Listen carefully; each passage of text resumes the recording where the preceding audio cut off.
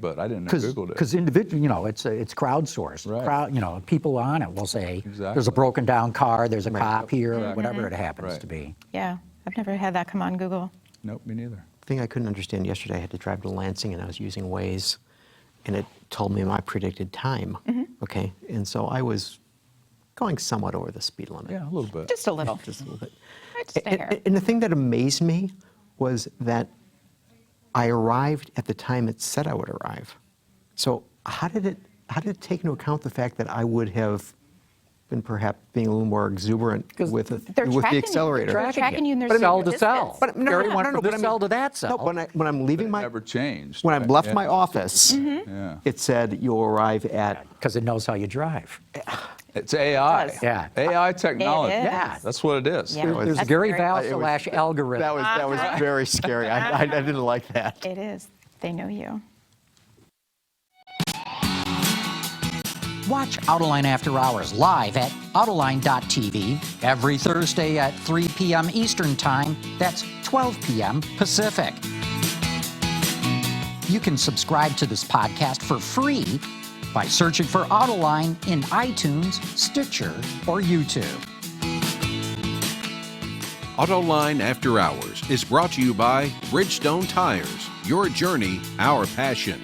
Borg Warner, propulsion solutions that support a clean, energy-efficient world. And by DIA MTS, for advanced manufacturing machinery and lightweight components. All right, everybody, welcome to Autoline After Hours. And Mr. Gary Vasilash, usually you have a number, Yes. but I got a number for you. Do I have to guess it? You do. What show number do you think this is? Well, gee, 8, 10, Number 500. 500. 500 shows. Wow. That's unreal. It's a testament to your knowledge of the auto industry, John. Well, the auto industry keeps putting more things out there for us to learn about. That's right. You can't learn it all. It's impossible. Keep going. Keep going. This is fantastic. Well, let's let everybody know who we got on the set with us today. We've got Gail May and Rob May, both from Honda of America Manufacturing, and welcome to Autoline After Hours. Thank you. Thank you for having us. So we'll get into what you both do, but Rob, you're a vice president in Honda of America Manufacturing, overlooking all plants in North America, right? And Gail, you got the job I'm really envious of. You're running the plant that builds the Acura NSX. Correct. I'm at the Performance Manufacturing Center in Ohio. And you make more than that, too. There's a second line that's been added, right? A second model. Yes, we do make the NSX, and then we just grew, and we just finished the PMC Edition TLX, and then we only built 360 of those, and then we now are building the PMC Edition MDX, and we are only building 330 of those as well. Very exclusive. So the whole thing you do is very exclusive. Everything we do is Everything very is, exclusive. I mean, Everything about PMC is all about the exclusivity of it, and it's very special. So yes. so I mean, talk a little, I mean, John and I have been there, we've seen it, we've gone through it, but I mean, it is phenomenal to go into this facility because, I mean, your plants are factories that we're all familiar with, but your facility is completely different. It is. It is. We actually started as a warehouse. We had a building, and we converted it into what it is today. And it's a dream factory. We went in and decided what we wanted it to look like, what the technology needed to be, and we gutted it, and we designed the whole building. We designed the technology. We have a lot of really high, neat technology, and we have a lot of very, very specialized master technicians that actually, so everything there is hand-built. Well, all of our that's models. what I was just going to say. You've got to explain why you had to study how to do this. I mean, it's not as if Honda doesn't know how to make cars, but this is extremely low volume. It is. It is extremely low volume, and as you know, they used to build the NSX over in Japan. So we were challenged over here to bring it to Ohio and to build it by the Americans, which we did. And so we had to look at really what does it take to build a supercar? And there is a lot of new technology, but there is a lot of skill and expertise that's involved. So we did reach out we have 40 years of manufacturing experience in Ohio. We reached out through all of our plants, and we just pulled from the best of all of our team to bring our master technicians together, the people who know how to build a supercar. What's the big difference between the operations that Rob oversees and doing something in low volume? I mean, Honda, they know how to line them up and just crack the whip and get those things running down the line. Right. What would you say is the big difference when you're planning out how to do low volume operations? Well, the biggest difference is it's definitely a very meticulous process. It's with it being hand built, it's a very slow process, and everything we do is quality. So we stop at every process. We verify everything that we've done every step of the way to make sure that it's exactly what we want before we move into the next area.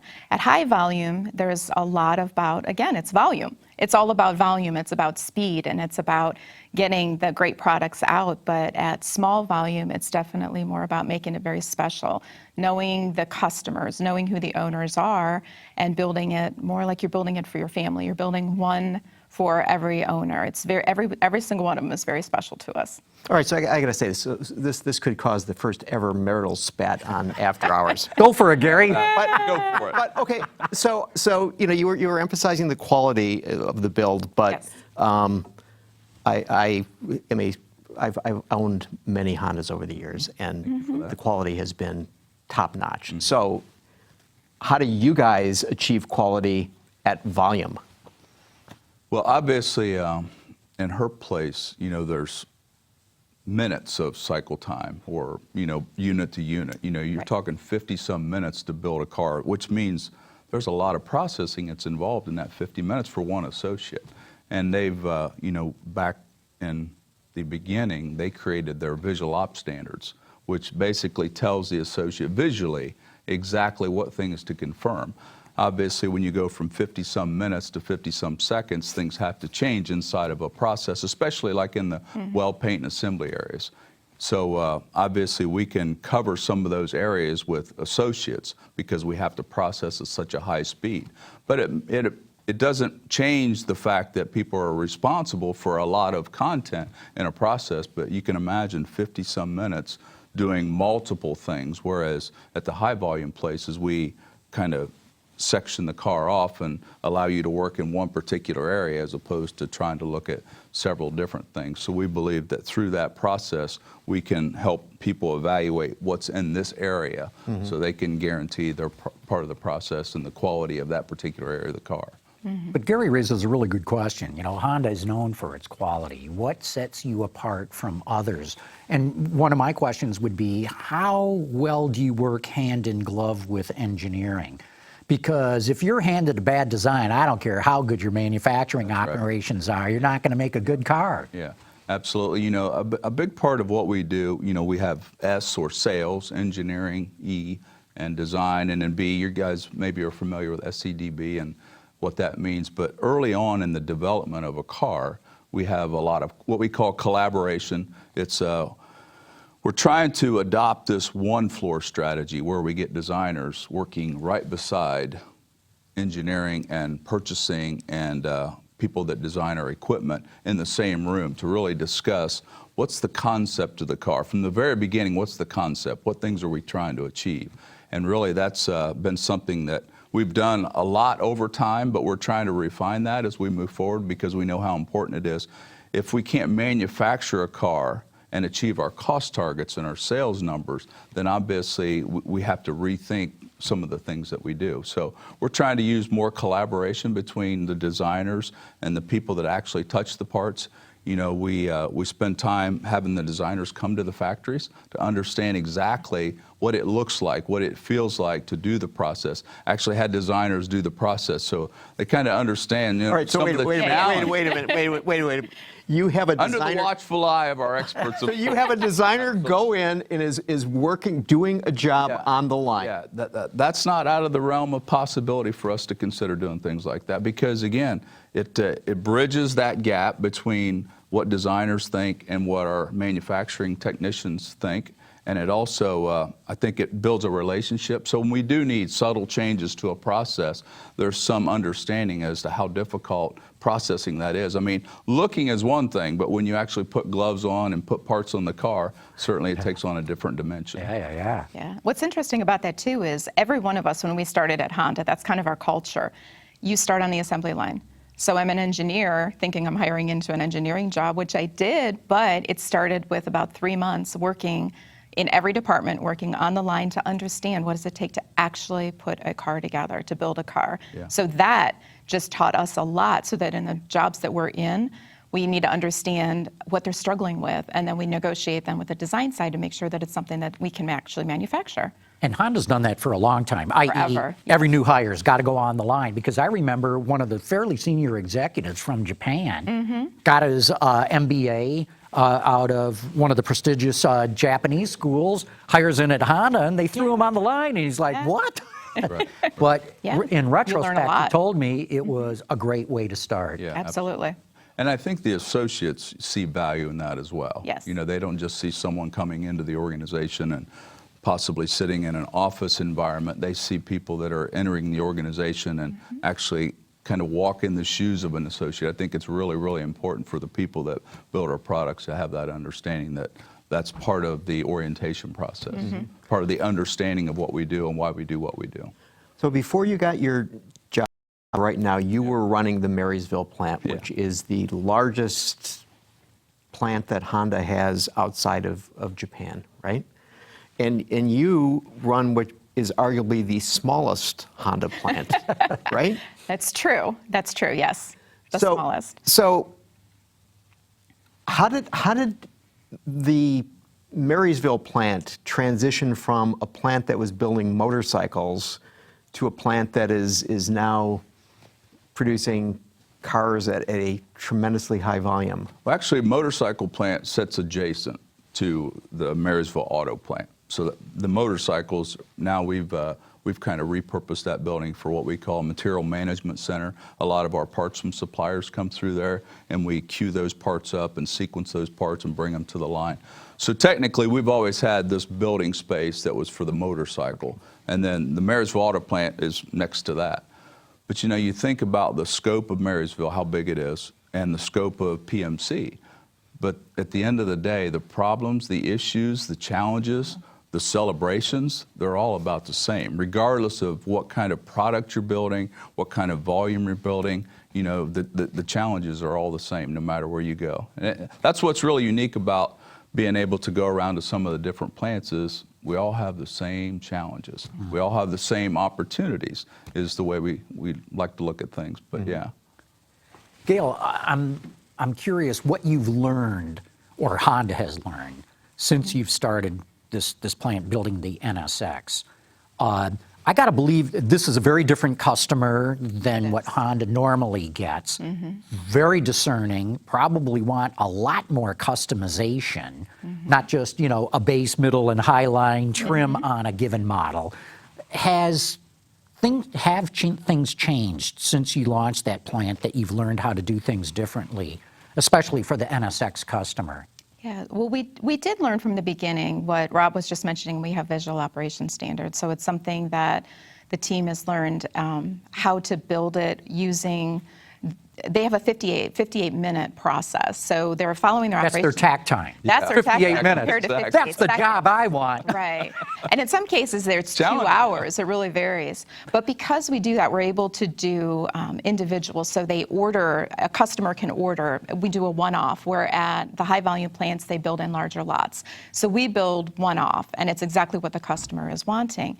And we also have a program where the NSX customers can come into PMC, and they can actually watch their NSX being built. So what we have learned from that is they are so passionate and they are so excited about their NSX that the team, they are just beyond excited as well. And they just have so much more pride than they have ever had, because they are building, they know the person, and they meet the person becomes family, and that just, it teaches them.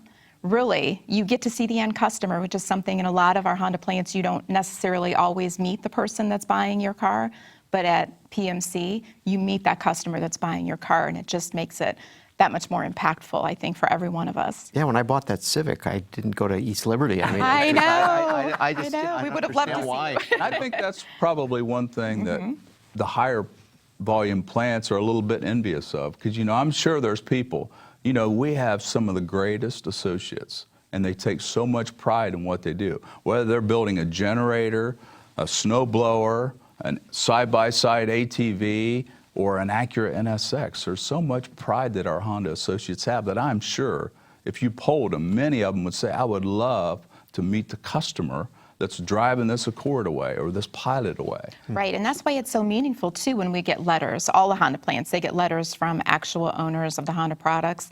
They send a letter in because they either had been in an accident or because their Accord or Civic has 200,000 miles on it. They're passing it down to their children, and they feel that it's a very safe product. So it's just so inspirational when you get letters from the actual owners that say, we just love what you guys have done. We read them to everybody, the whole plant. We post them out there so everybody can see them. So it's an opportunity for them to also appreciate it. It's awesome.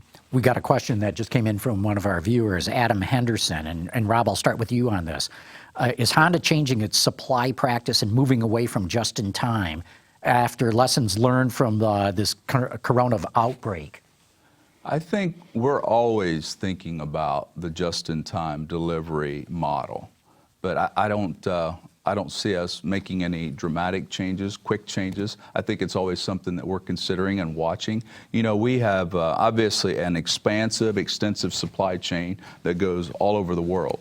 So we have some of the best people, I think, that manage that process. And sometimes when there's interruptions, we have to fly parts in, for example, as opposed to using trucking. But there's always a watchful eye on that particular topic, because in the past, that has created some disruption for us. But right now, I don't think there's anything in the immediate future that we're planning on changing. Have you bulked up a bit on inventory for a just-in-case situation? Well, I think we always look at each part individually. There's thousands of parts on the car, obviously, but there's certain areas that, based on our past experiences, we've made some adjustments to. But typically, what happens is we'll look at part by part individually and make decisions, not just wholesale do everything, because obviously that's cost prohibitive at times. Yeah. And Gail, we've got one for you. David Grisco wants to know, do you expect any sales losses because of the Corvette C8? Oh.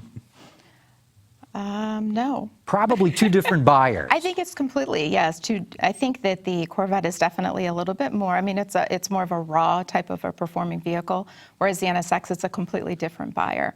I think they're definitely into just the technology that the NSX offers and just the whole innovation of it, and I definitely see it as being two different buyers.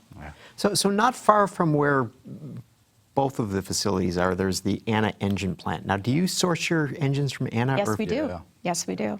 And this is I think this is Honda's biggest engine plant anywhere, right? Largest in the world. Yes. I think 2 million engines a year has capacity to build a lot of engines. Yeah, and they're, if you look at Anna's schematic across the globe, they supply parts all over the world. So it's just it is one huge structure that makes a whole lot of engine parts, absolutely. Yeah. Yep.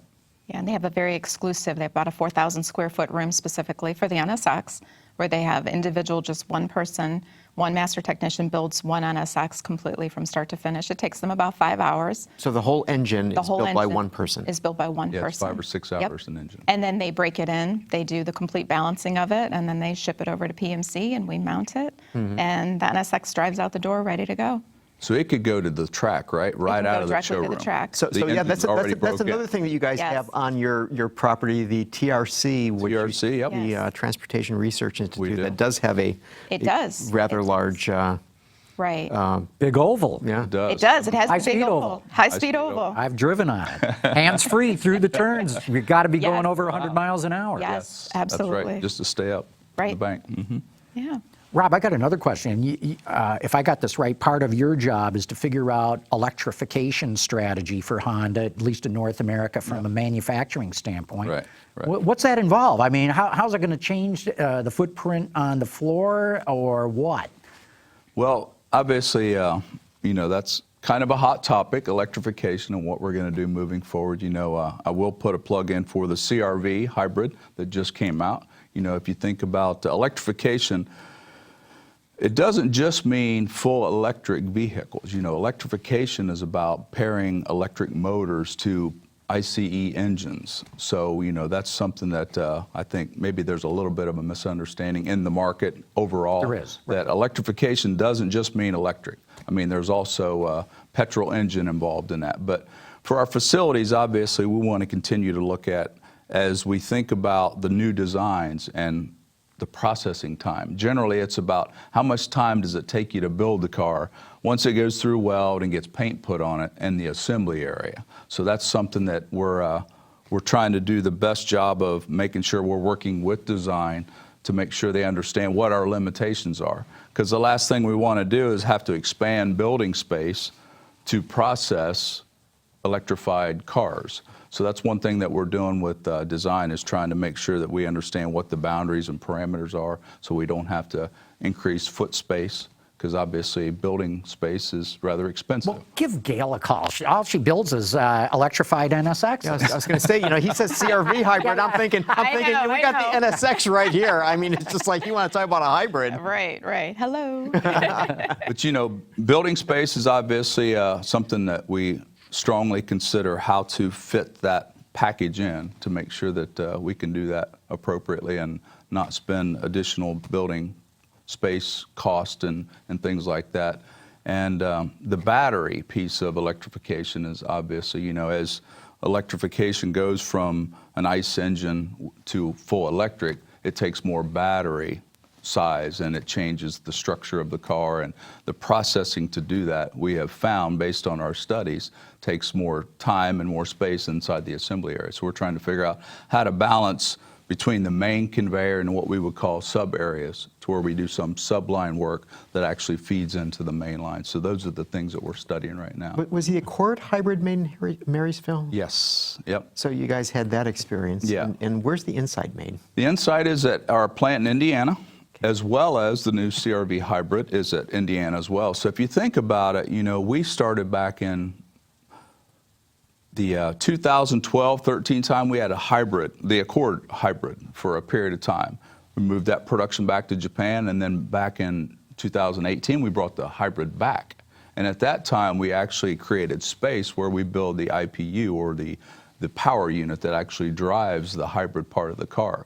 So that was in 2017. Since then, Indiana has started their own hybrid production and their own IPU production. So we've got 2 plants now that are actually doing IPU subassembly. Mm-hmm. Marysville supplies some of the hybrid motors that goes to the PMC factory, and also we have hybrid integrated into the MDX as well. The Sport hybrid also has an IPU system in it. You thinking down the road farther to battery electric, pure battery electric? We don't have a lot of information right now that we can share about our architecture and how we're going to move forward. But I think that, there's an appetite for it out there. How big it is? Hachigo-san, our president, recently said that he didn't think that it was going to be a mainstream thing in the market in the near future. And I would tend to agree with that it's going to take some time, because I still think infrastructure and charging and time to charge, and even the cost to produce those kind of vehicles, I think those are still some barriers that we have to work through as society. Mm-hmm. So back to what you supply in terms of... Yep. The NSX has hybrid motors that drive the wheels. So it's technically a hybrid system. Right. And you guys build the motors? The hybrid, the IPU units actually come from Marysville, which makes sense because it's less than a mile away. Yeah. That saves them building space to do something else with at PMC. Okay, we've got a phone call coming in about the Acura NSX. Carmen, let's bring that in. Hey guys, great show. Love the Acura NSX. It's a beautiful, beautiful car. I'm curious, are you ever considering a Targa top? Believe it or not, it's one of the aspects of sports cars that many of us as consumers really like. Thank you very much. Keep up the great work. And I recognize that voice. Hello, Jonathan. Thanks for the call. Yeah. So what do you think? Targa top? For NSX, we definitely were studying different options, different variations. We're always looking at new things. There's not a whole lot that we're able to talk about right now, but it is safe Sounds to like say- you asked a good question there, Yes. Jonathan. But we are always considering different options and different variations for our NSX. Yes. Do you get to drive one? I do. We have a few NSXs that we just like to get them out on the road and continue to put some miles on them. And every opportunity I get, I like to bring one home, and we go out for a little drive. What do you get to bring home? Just whatever I'm driving. And right now it's an MDX, so. But yeah, they actually have names for the NSXs that they have there at the factory, right? Jack is the orange one. And We do. you have a name for the black one, 007 maybe. 007, yeah. Yeah, we name our NSXs. Again, it's every single one of them is very special. So they're very special to us. And Ginger is in our lobby. So if you come over to PMC, you'll see we have an orange NSX in our lobby, and her name is Ginger. So how many people work in your plant, and how many people work at the Marysville plant? Oh. About. Right. At PMC, there's right around 125 people total. That's it? That includes. That's amazing. That's direct online production, and that's all of our support areas, right about 125. And what do you Very have? small. Marysville's somewhere in the neighborhood of 4,000, 4,500. Wow. Oh, it's very Big difference. Yeah. Big difference. Yeah. Right. Okay, we got another question here. Rob, I guess that goes to you. It's RWDPLZ1, which is rear wheel drive, please. Rear wheel But drive. that's his handle. But he says hot topic is an understatement. You were talking about electrification being a hot topic. Right. He says, how do you electrify vehicles built by a company that's always prided itself on its engines? Yeah, that's. I think that's a good question. You know, a lot of people look at Honda as an engine company, and obviously we got a lot of race heritage in our bloodstream. So, Some people have said Honda is a motor company that just happens to make cars too. but I think the thing to keep in mind is, and it's just my opinion, but regardless of where the whole battery electric vehicle goes, there's still going to be customers that want a powered engine that's gas. I always think there's going to be people that want a gas-powered engine. I just don't think everybody's going to make the transition to electric anytime soon. So I think we're always going to have that opportunity to make engines that are more fuel efficient, because one of the things about Honda's philosophy is, you know, the whole electrification notion is about improvement to CO2 and our carbon footprint. That's what our motivation is. It's not to put electric vehicles into the market, but it's all about our philosophy that we want to preserve the environment, and we want to make sure that we got blue skies for our children and grandchildren. I mean, that's the real essence of it. Yeah. Okay, we've been talking cars, we've been talking manufacturing. Now I want to get it personal. I want to ask how you guys make a marriage work on this. And I'll preface it by saying we knew another couple, Jim and Lori Queen at General Motors, and they had a place in up north Michigan. And driving up north, you come to this place called the Blue Water Bridge, and their rule was that once we hit the bridge, nobody can talk business. So how do you guys make it work? That's interesting. I think that we probably actually talk business at home, maybe a little bit more often than some people. But why that works for us is because we both have the same background, we have the same experiences, and we actually use each other to help each other. I'll come home with something I'm working on, or a problem, or something I've never experienced before, and based on Rob's experience, he's able to help me through it. He's able to walk me through it. We have a whiteboard at home. We'll just be completely transparent about that. We have a whiteboard, and we have worked through many, many, many different types of work-related items at home, where Rob's able to give me all the experience that he has, or, you know, when I did it this way. And so we're able to map it out, and I take a picture of it, head back into the office, and I'm ready to go. Wow. So it actually is, it's been actually very, I think, helpful, and I think it's definitely helps both of us. Okay, let's get Rob's side of the story. Yeah. Yeah, it does. I think she's right. You know, there's times we go through periods where we probably talk more about work than what we should, and let's talk about other things. But it's hard not to. You know, we spend 12, 13 hours a day there. I mean, we don't ride to work together, but I'm like 60 seconds behind her on the road going to work. You know, that's her time, that's my time.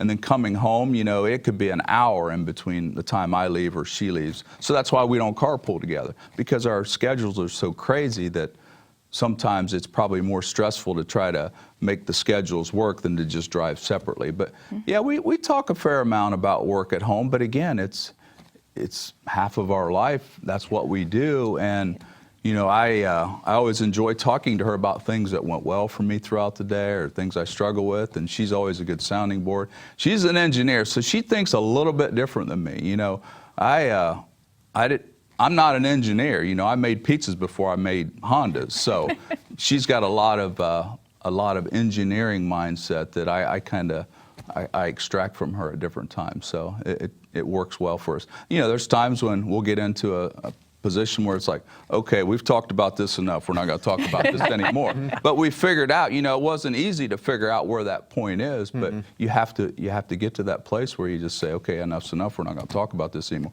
You have your opinion, I have mine, and we happen to be both very ambitious and aggressive, and, you know, we like to be right.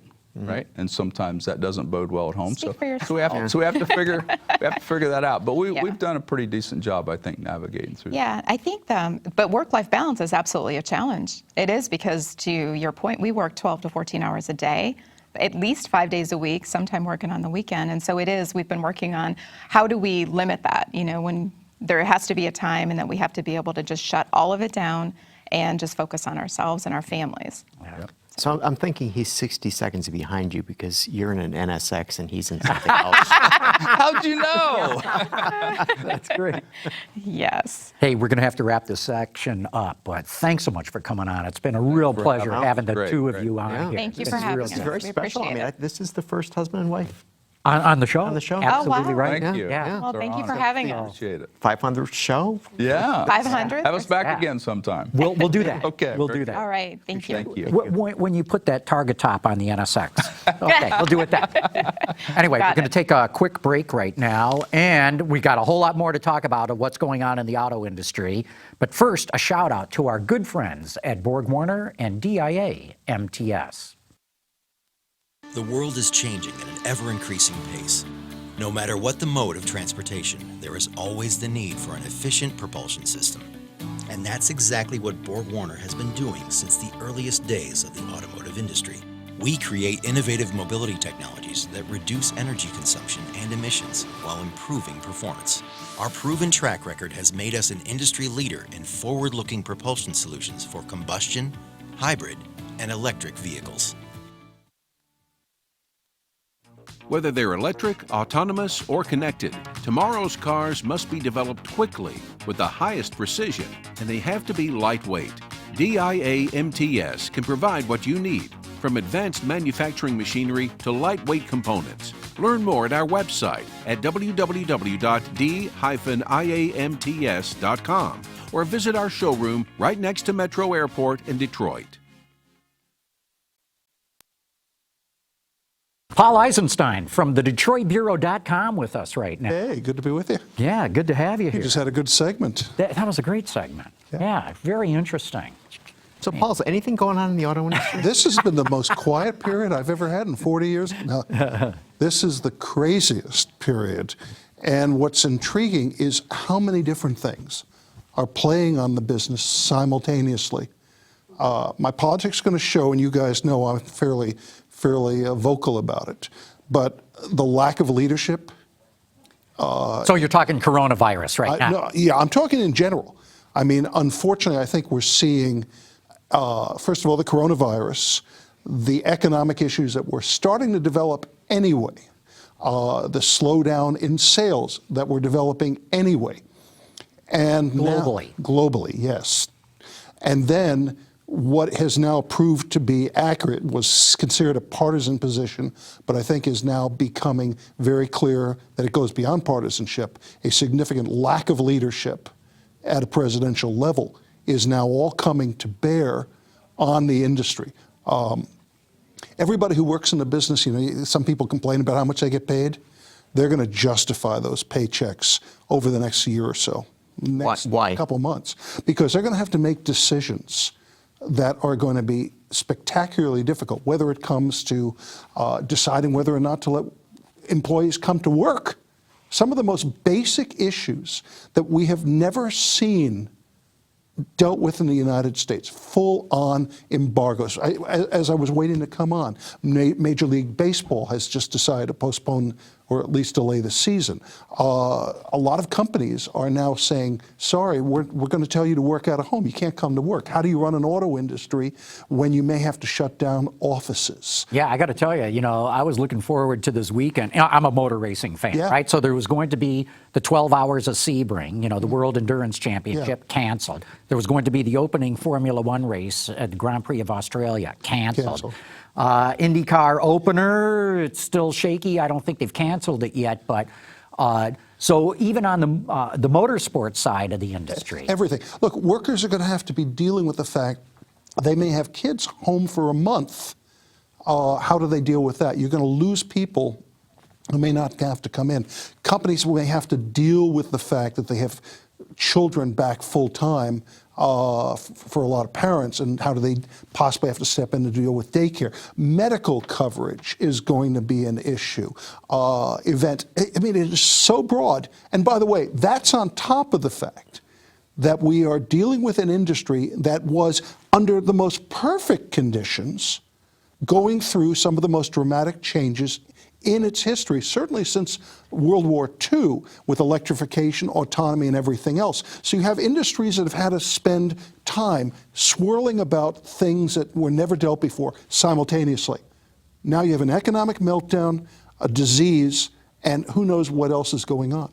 So to bring it to the auto industry, so there was some thought that 2020 would not have as good sales as 2019, that it was going to go down some. Yes. Now it seems as though these predictions are, it's going to go down a lot. Well, let's see. The other day, who was it? Was it IHS said that they brought it down from 16.6 to possibly as low as 16. John, I overheard you saying something that I missed earlier. Yeah, I'm trying to remember now. We had Somebody it in was Autoline saying- Daily this morning. Morgan Stanley said it would go 15.5. 15.5. Now, the reality is we just don't know. This is, forget the uncertainty about if and when Americans and people around the world will buy electric. This is far more unpredictable. We've been hearing the term flatten the curve, there's this general perception that a good percentage of us are going to get this disease. In Germany, Merkel has been backed by epidemiologists. 70% of Germans will get it. We have such bad leadership in the United States right now. I'm sorry to continue to sound political, but I think we are now past the point of calling it partisan. It is a real issue. We don't know how many people here are going to get the disease. But what we have to worry about is whether we can even remotely handle it. And so it depends on whether we spread out the number to a point where the system can handle, particularly hospitals and just your plain doctor. The number of people getting sick. Getting sick, you have this flattened out. If the curve doesn't flatten, more people will die because there's not care. Now, why I bring that up is because that will also affect what happens with sales, just the general mood and the economy. Now, in a way, we want it to spread out, but that also means that all the steps taken to prevent the worst of the disease happening will drag on longer. And that will mean fewer people going to showrooms, it will affect their income, it will affect the economy, and so on. But if you have a shorter disease, where you have a peak, deaths are going to be higher, panic could set in, we are going to see all the basic infrastructure of the United States of America threatened. So none of the solutions are good. It's more about how many people die and how many people get horribly sick versus whether or not we are going to feel the impact on the economy and particularly on the auto industry. This is the highest mortality rate we've ever had on the show. Yeah, I'm yeah. gonna point this out. That's right. Yeah, I'm sorry to sound like No, a no. doomsayer. Well, hey, no. It's and I know, it's John, an important issue. John, you and I talk a lot on Facebook and elsewhere, and I know you were just maybe a week or so ago saying, "Wait a second, the numbers aren't there." But No, I wasn't saying that. What I was saying is that if you look at how many car fatalities there are every single day. Right. If you look at how many people are injured badly enough to go to the hospital, how many people commit suicide, how many people die from the flu, if we were reporting those fatalities every single day or even I'd never hourly, get up. people would freak out about it. Right. The problem with this one is it's so much of an unknown, and to deal with it requires such an impact so broadly. I mean, schools canceling, games, races, social distancing. By the way, let me move back a couple of feet here. Yeah. You know, I mean, all these things that we have to deal with, and that's why I think it's so difficult, because it is just such an unknown. Right. So, Gary, you had other things that we needed to get into on. Yeah. yeah, okay, too. so we need to talk about Tesla. Because Which, by the way, has seen its shares tumble, but is still at 550. all right, so shares. they made their millionth car. Okay, will people now start talking about them as being a normal car company? No. 1 million cars is a hell of a milestone. There's nothing to sneer at there.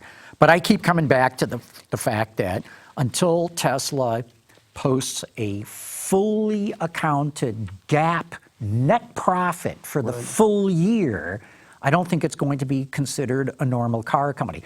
I thought 2020 was going to be the year that they would do that. Obviously, that's not going to happen this year. In fact, I think the first quarter is going to be a disaster for Tesla financially. Yeah, well, there are so many things for them that they're vulnerable to with China and so many other things. This is not going to be I don't think, a good year for them.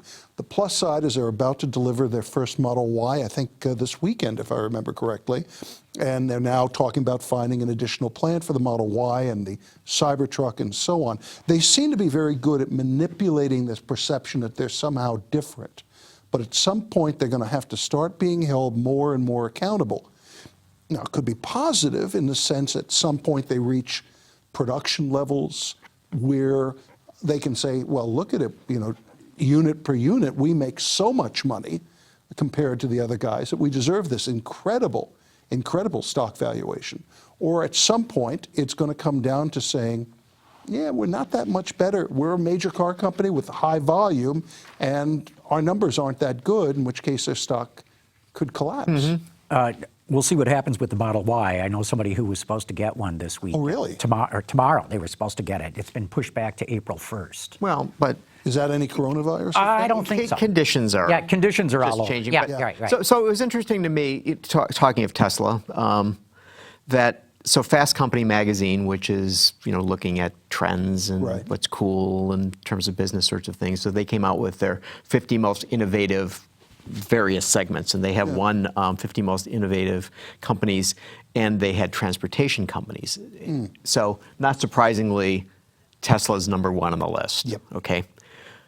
What was surprising to me is there is not another car manufacturer on the list Of transportation companies. and there's one that we would sort of so Aptiv, which is making supplier, which is doing autonomous systems for a number of other companies, is number 4 on their list, and the broken up spin-off, if you will, of Delphi. Delphi Corporation, that's right. At number 10, they have LM Industries, which is basically Local Motors. And remember, we had the show on Local Motors. Yeah. Shows on Local Motors. Yeah. And for making their Ollie, their low-speed 3D printed toaster device that moves people around. Yeah.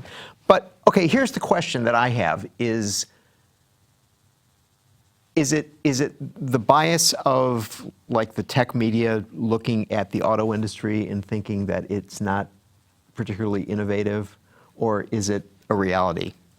I think it's half and half, Gary. I think there's reason to reward the companies that are trying to shake things up a little, do things a little differently. The flip side is the danger of a lot of this technology in the long run becoming highly commoditized. I mean, many of these things are going to go into things like delivery vehicles and ride-sharing vehicles, where you can question whether having their name on the back, on a badge, will matter. If I'm a ride-sharing company, 10 years from now and autonomy is real, what do I care except maybe getting the cheapest vehicle or the one with the best operating costs, as opposed to having any interest in brand value. So when you look at that, when you look at robot delivery vehicles and everything like that, it may turn into commoditization at a rate that we've never seen in the auto industry, which could take all these creative companies that have come up with all this great technology, but all they care about is how much does it cost me per hour or mile. What do you think, John? Well, I don't know what their criteria were for ranking these companies as being leaders in transportation. Look, there's no question, Tesla has absolutely changed the automotive industry, unlike any other car company in 100 years. So I understand that. But I don't know what their criteria is, because, you know, Tesla was supposedly going to build 500,000 cars this year globally. We just heard the guy from Marysville, that's what they do, you know, with one plant in Ohio. So that sort of puts Tesla in perspective compared to the other automakers.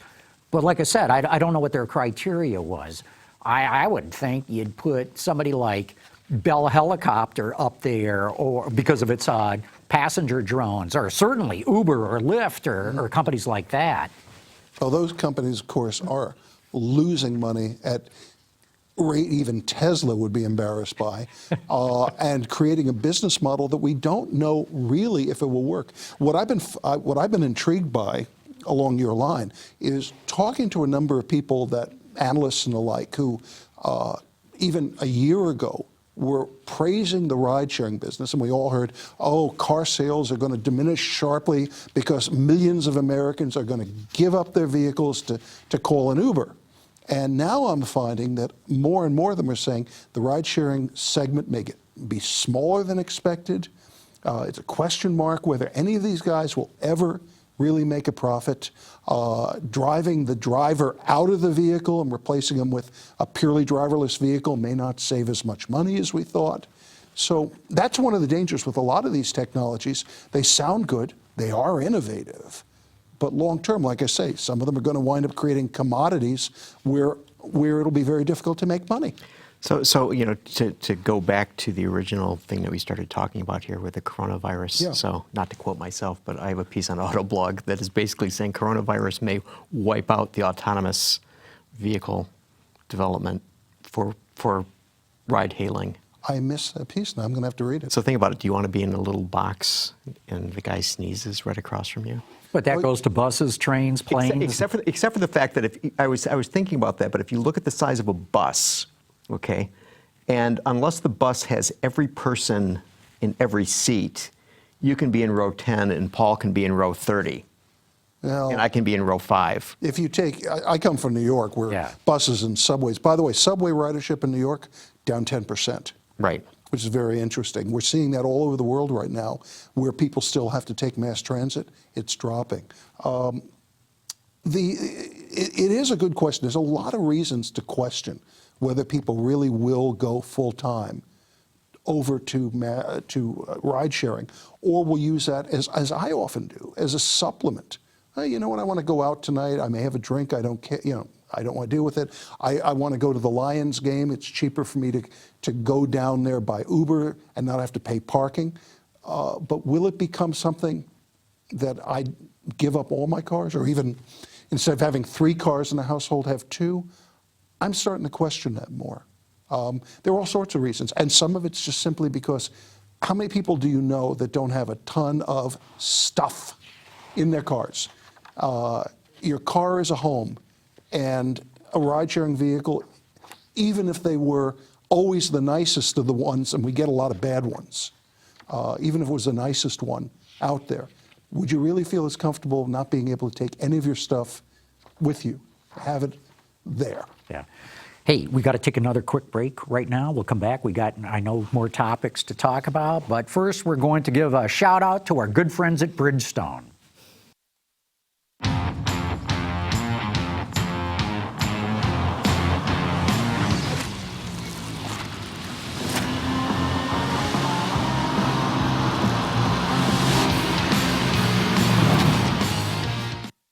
Okay, we're back talking all things automotive. All right, so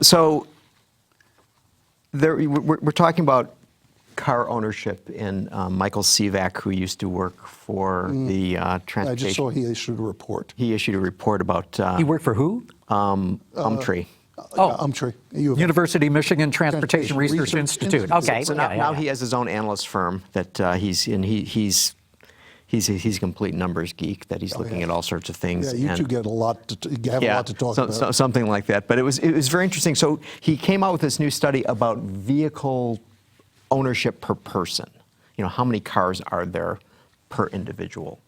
And it is interesting that basically he seemed to find that we had what could perhaps be described as peak car in 2006, that the vehicle per person number in the United States was 0.786, okay? 0.786. I don't know how a person only owns seven, but in 2012 it was down to 745, okay? So it went from 786 to 745. Now it has gone up for 2018 up to 767. Okay, but still, it's below what it was in 2006. That's interesting. In a year when sales were down, it went up, and the only way you can explain that, I would think, is a reduced scrappage rate. Well, so what I wonder about is that is it possible that we're seeing people getting fewer cars? Is it possible that we're seeing the younger generation not buying vehicles? Sure. Because We're saturated. We have more cars than we have licensed drivers. Yeah, so it does. There are a couple of factors that come into here. The size of household does. So how can somebody have only 0.786 of a car? Because you're in a household where there may be 3 adults and only 2 of you have a car. That works out to what, about 0.66 or whatever. So that's how it happens. Cars are lasting longer, so maybe you don't have to have an additional vehicle in the household. I think that ride sharing probably has played at least some impact, particularly in some metro areas. It has to do with demographics. It has to do with urbanization. Certainly we're seeing more people in America, much like the rest of the world, move into downtown areas, so they're less likely to have a car, or if it's a married couple, maybe just 1 vehicle as opposed to 2 or 3 as they would if they're in a suburb. One of the questions will be what happens in the next few years, because we're at the age, and there's starting to be an indication that millennials are starting to have families and starting to move back to the suburbs, which may also explain why we saw a slight rise in 2018 or 2019. So there's another study that J.D. Power came out with, its 2020 U.S. Customer Service Index study, which but buried in there was an interesting statistic, which they discovered that after 3 years of vehicle ownership, Gen Y customers, and they described Gen Y as being born between 1977 and 1994. Gen Y customers drive 13% fewer miles than similarly aged customers did 15 years ago in 2005. So we're seeing this decline. That's a good point, because if you look at how the EPA used to calculate annual fuel costs, it was based on Americans, on average, driving 15,000 miles a year. We don't drive that much anymore. It's more like 12,000 right now. So that would dovetail with what you're saying there, Gary. We did see a rise in miles driven after the recession. And that's one of the explanations used by the increase in total highway fatalities since, mid-decade, where we've seen a reversal of decades of decline. But I think you're right. I think younger people, part of that, again, is urbanization. They're just not driving as much.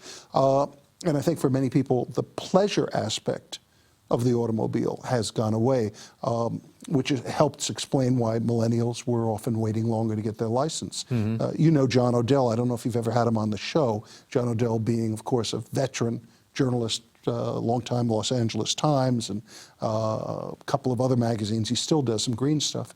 And I recall talking with him on a drive one day. He grew up along the southern Los Angeles coastline, and he said there was nothing greater than driving. There were no stoplights, there wasn't much development. You could cruise through places like Newport Beach or at least nearby at 60 miles an hour. He said now his kids don't want to get in a car. If they do, it's only to go from point A to B, but not to cruise, because you can't cruise. It's stoplights and traffic. Yeah. So that explains a lot of factors, including ownership and also miles driven. All right, so let's sort of go to a high note. Okay, yeah, good. So what are you driving? I'm driving a Genesis G90 right now. Nice. And? Wow, is all I can say. I mean, So this is a big sedan. oh, it's gigantic. It's enormous. S-Class. It's a battle cruiser. It's equivalent to a Mercedes S-Class. No And question a lot about it. closer in refinement and features than I think a lot of people would believe. And I would even say styling. I still think the And rear, quality is much better. the rear and the rear three-quarter look like a 15 to 20-year-old Mercedes, but the rest of it looks sensational. It's really good. So that's what I've been driving. What are you driving, Paul? I just dropped off one. I'm going through a period, every so often you get a multiple availability at the same week. So I have a Mazda CX-30, I have the Ford Escape, and I just dropped off a Range Rover Sport. All right, so you had the CX-30, I know. Yeah. I had the CX-30. Yeah. And now you had the CX-30. Right. What do you think of the CX-30? In many ways, I like it. I think the engine isn't quite as much as I'd like. Love the styling. I think the interior is extremely good. Compare that to, for example, the Escape, and it's a much nicer interior, except for legroom in the back is non-existent. I mean, totally non-existent. So there are things I like about it a lot, but I think there are a few shortfalls with it. Yeah, I would say, once again, and remember we had John Manoogian here a couple of weeks ago, the design is beautiful. I mean, Mazda's entire lineup right now is stunning. really good looking. The paint jobs are fantastic. Right. And sales are still, they have not set the world on fire. I don't know why Mazda continues to have that problem, because they really deserve to do better. Now, then you compare it with a Hyundai or now Genesis. Genesis obviously has been struggling. We'll see what happens with their sales when the new GVs come out, the first of their sport utes finally getting ready to come to market. But I mean, one of the most stunning things, and I ask people about this in our business a lot, you may have, what would you rather own personally, a BMW 3 Series or a Genesis G70? And I'd say 70% of the people I'm asking now said they'd rather own the Genesis. It's a better 3 Series than the BMW 3 Series. I don't know if you agree with me or not. Look, yeah, I think they've chinned themselves right up even Steven with it. Yeah, and they have the better quality in general. Hyundai Group right now is the one to watch, and sadly, really disappointing. They've canceled the trip to Los Angeles next week. I would have gotten the chance to look at the new Elantra. You've probably seen not spy shots, they did a release, and it's a stunning design. Really good for an entry-level car. It doesn't look entry-level. No. And they've done a couple of things on that which really, as they said in their own news release, violate traditional principles. They have that sort of zigzag look cut on the side. I don't know if you've had a chance to look at it. Yeah, they have a new design language, what they're calling parametric design, which I think is sort of design speak for let's do something that we're really going to push the envelope. Right. I'm driving the 2020 Sonata right now, and the all-new Sonata, and I was going to drive the Sonata Hybrid next week. And you know, and it sort of strikes me that I was in a parking lot, and it was evening, and I'm walking to the car, so it was it was slightly blurry, not everything was sharp, there was no sun, and it occurred to me just from looking at the front of that car, it's just like this car looks exactly like the car as it was sketched. It has this this True to the sketch production version. Yeah, I mean, it was striking to me that, I mean, a lot of cars look good, right? I mean, Yeah. we all see cars that look good. But this thing, it's just sort of like, you know what? These guys were able to execute what somebody thought about. Yeah. And there was like very little deviation from that. And, but I mean, what a nice car. I mean, as I mentioned earlier, I drove to Lansing and back yesterday in this thing. And, you know, you sometimes think that, I mean, you know, people don't want to buy sedans anymore because they're lower and crossovers are all higher, and that, oh, well, it's, you know, difficult to maneuver in traffic with things like that. I'm on the freeway, no problem at all. It was great. It was just really a nice experience. Hyundai in general, the whole group, is changing a lot of perceptions in the business. I mean, I remember a time when if I got a Hyundai delivered to me or picked up for a week-long drive, I'd always try to have a second car along because I wouldn't want to spend that much time in the Hyundai. And now, I'll have some German luxury vehicles at the same time, and I'll find when I clock how many miles or how many hours I've spent driving, I might have spent more time in the Hyundai than they did in a BMW or even a Mercedes. I mean, their products are surprising. So are they gonna get an uptick in sales? I mean, because let's face it, I mean, we're talking a lot about this company, and they're already happening. But their numbers are still small. I You're mean, talking they're- Genesis or? Well, Hyundai Group Well, right across Hyundai the Group, board. I mean, they took a big hit. Remember, for years, much like a couple of other makers, Subaru in particular, they seemed to have momentum even through the economic downturn, the Great Recession. And then the last 3-4 years, their numbers tanked. But they were slow to fully embrace the SUV craze, and that hurt them. Now, all of a sudden, what do they have, 6? Is it 6? Yeah, they fixed the problem. Right. They were short of SUVs and CUVs. And now you have now they got everything them. from the Venue all the way up to the Palisade. And of course, the Kia side is pretty close behind. So, you know, they just added the Seltos on top of the, you know, winning North American utility vehicle of the year for... Telluride. Yeah, Telluride. So, I mean, the two of them, I think, are finally adapting. I think, and I know from talking with people at Toyota and Honda, that if there's any car company worries them, it's not anything from Detroit, and it isn't anything from Europe. It's the Korean brands that they're worried about.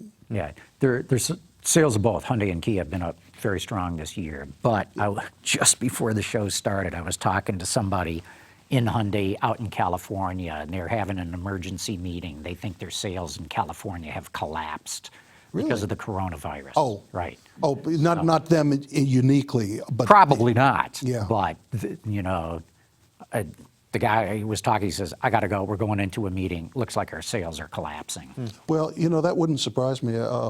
Once people feel uncomfortable and want to start doing so-called social distancing, car dealers are one of those things that they'll just, it's something you can put off. Yeah. And I think that's going to be the area. What was the number? It was down 80-something% in China all last month?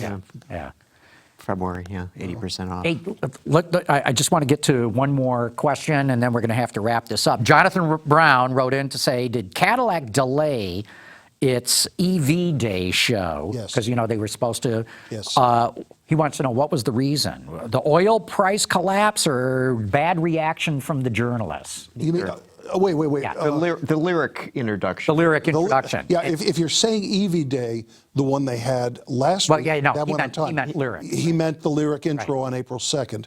They have canceled all events. I think you were going to have somebody from Cadillac on, weren't you, or GM on? No, we don't. It was it purely travel. The General Motors has Jonathan has nothing ratcheted to back do its about travel, and it's strictly coronavirus. and That's the only reason everybody's why looking at the lyric and thinking this is really going to be. Yeah. That's a good-looking car. By the way, to put something into perspective, how concerned the industry is, next week, for the backgrounder that we're all going to get, was supposed to be so we would get a little bit of the Bronco ahead of the New York Auto Show. They're still doing it as of today, but I don't know if you received, I don't know which one of you guys are going to go. They actually are having us fill out forms going into detail about our health before they will allow us to enter the Ford building. Yeah. No, I filled out the form too. But That's why they're having us meet at the Dearborn Inn, so we won't be in a building. That's right. That's how bad Hey, it's gotten. yeah, no, there's a lot, and I'm sure we'll be talking about more of this in the future. But we do have Gail with a phone call here, and I think this is going to be a good way to end the show. So, Carmen, let's bring that in. Hi, John. This is Dale Leonard out of Cleveland, Ohio, and I just want to congratulate you on your 500th live after hours, and I hope we're all around for 1,000. Great show. Take care. Thanks Bye-bye. for that, Dale. Yeah. We'll be around for 1,000. So will you too. But Paul Eisenstein, thanks so much for coming on the show today. Great to be with you. Good to have you on. Gary, we'll just keep on doing this. 501 next week. Next week. Okay. Of course, want to thank all of you for having tuned in. Autoline After Hours is brought to you by Bridgestone Tires, your journey, our passion.